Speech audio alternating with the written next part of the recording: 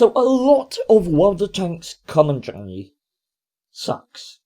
Now, maybe I showed your favourite creator, commentator, someone you like in that brief montage. I certainly intended to. It's the start of the video and I've got to grab your attention somehow. Now, I'm not saying that the content provided by these people is inherently less valuable than another type, because it depends on your objective.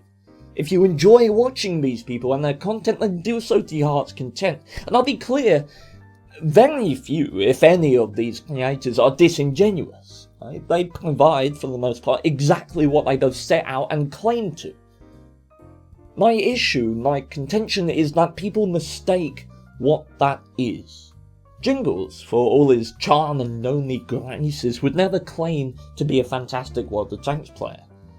He manages to make his reviews palatable and entertaining for a wide audience. Klaus Kellerman has a very unique style, and while it's not one I particularly find myself regularly enjoying, I can appreciate it for what it is, simplistic, persona-driven comedy. And of course QB, the pattern of the bunch, jack of all trades, largely inoffensive replay coverage, good quality factual information on various game aspects. These creators are genuine. My only issue is that somewhere along the line, people make the assumption that consuming this type of content will make them a better player. And in my opinion, they simply will not do that.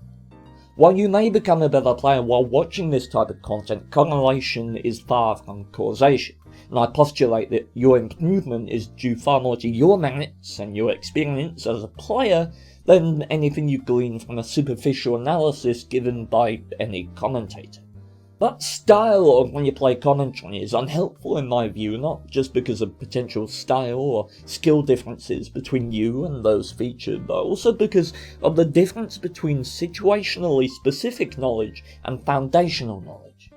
It's basically the difference between knowing what and knowing why. It's one thing to look at a fight between an IS-3 and a Tiger 1, and another entirely to understand why the Tiger 1 would likely win that fight in the middle of the field. Nuanced and specific knowledge is built upon foundational knowledge.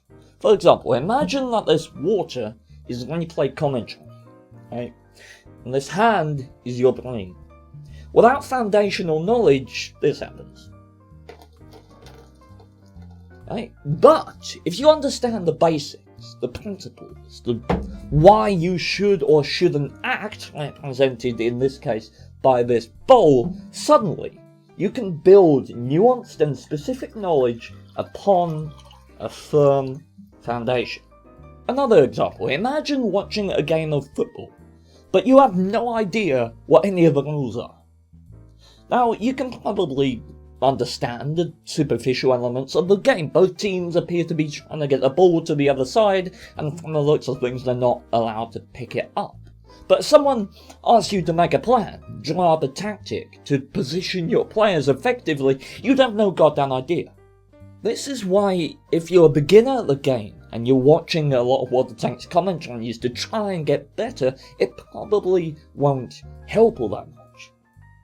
You may pick up a tip here and there that sticks with you, like the water sticking to your hand due to surface tension from surface level content, which is due in a large part to one problem that is prevalent in all forms of commentary, not just in World of Tanks, and it's something I refer to as radio narration. See, while a football commentator saying, and Aston Villa bollocks it up again, lost possession, Messi's on the ball now on the edge of the penalty spot, passes to no one because he's motherfucking Messi, he's scored! That is merited and understandable, because people may be listening on the radio, and without a visual component, that sort of description is needed. However, when producing content for World of Tanks, it seems asinine and moronic to me to fill that time with, and then he takes this damage from that guy, and then shoots this guy and does this damage, information that is clear and apparent to anyone with eyes and a brain, when you could be using that time to elaborate on deeper nuances about the game and gameplay theory. Now, I'm under no illusions about why people don't do this. It's harder, it demands a greater skill level, a greater and deeper understanding of the game, and a lot of people simply don't have that. For them, it's all they can do, to just make surface level observations, but it's not valuable. in my opinion. Being radio descriptive, literally spelling the game out shot by shot, moment by moment for the player, for me, an experienced player, feels patronising. It's like taking your child to a preschool, walking in and having the teacher look directly at you and explain what 2 plus 2 is. The fact that people use this radio commentary style, explaining the very basic and blatant information, almost as if they expect their audience not to be really paying attention, is perhaps the only commentary that I'll make on the actual genuine value of their work, as that's just an observation, therefore unpolluted by my opinions for or against any specific creators.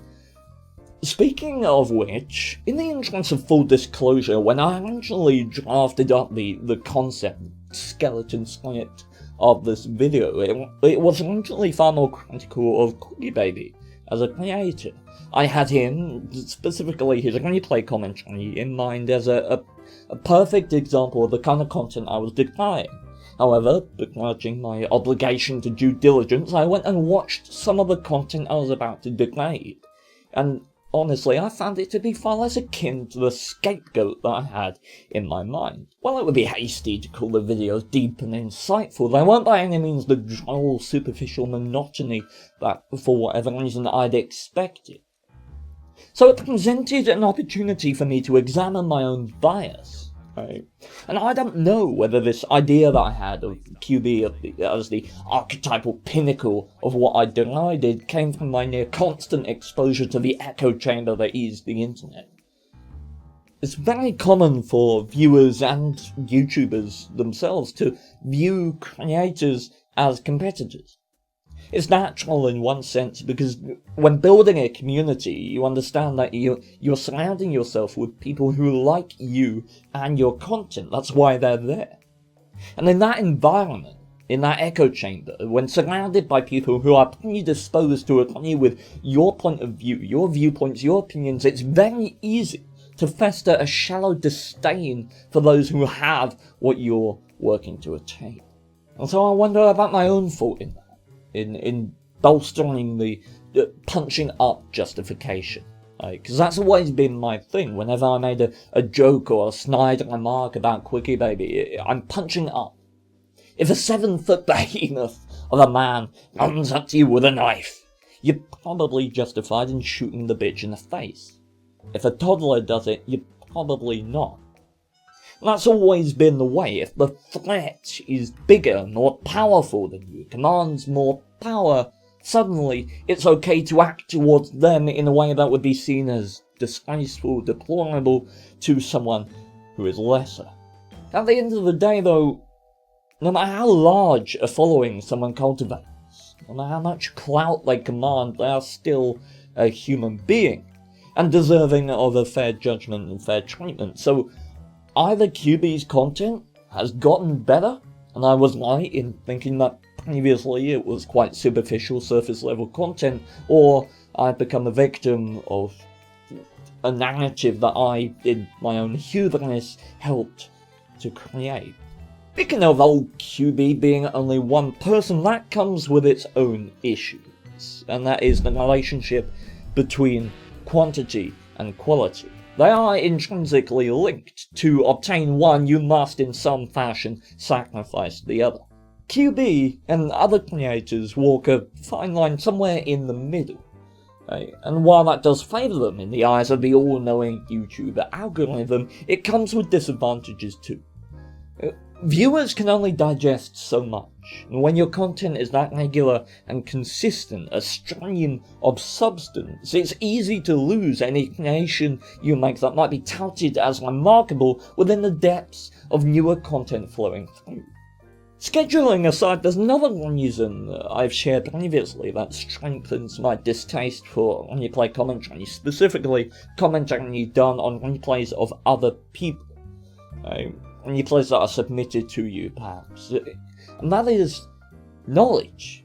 It's an issue of knowledge. You simply cannot know the motivation behind a gameplay.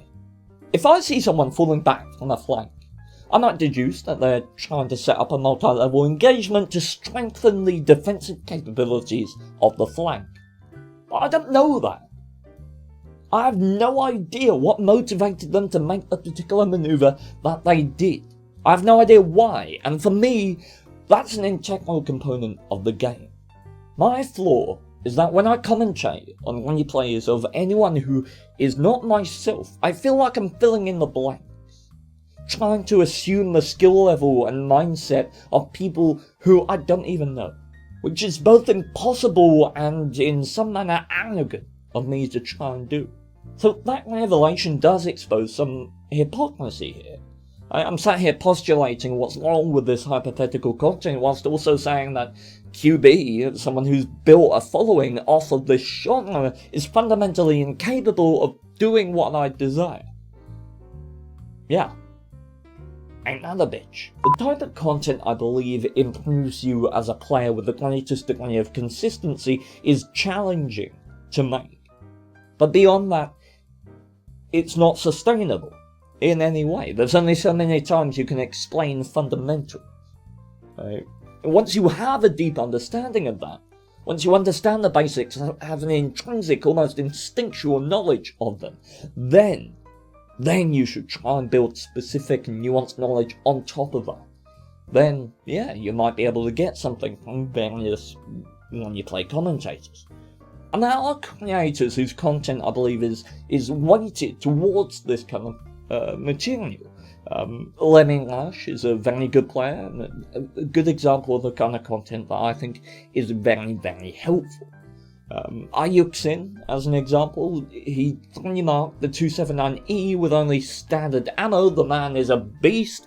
I will leave a link to all of these people in the description. There's probably many more that I'm not aware of. I'll leave you with this. If you're a beginner at the game, digesting a large amount of replay commentary likely won't help you improve. I'd advise you think more about the quality of what you watch as opposed to the quantity. Now, is this self-promotion? Well, obviously I think you should watch my content. I wouldn't make it if I didn't, but I hope this serves as not only an eye-opener for people who maybe stumble across World of Tanks and its creators' content, but also as potentially a guide on what to avoid if you yourself take up a mantle of creator.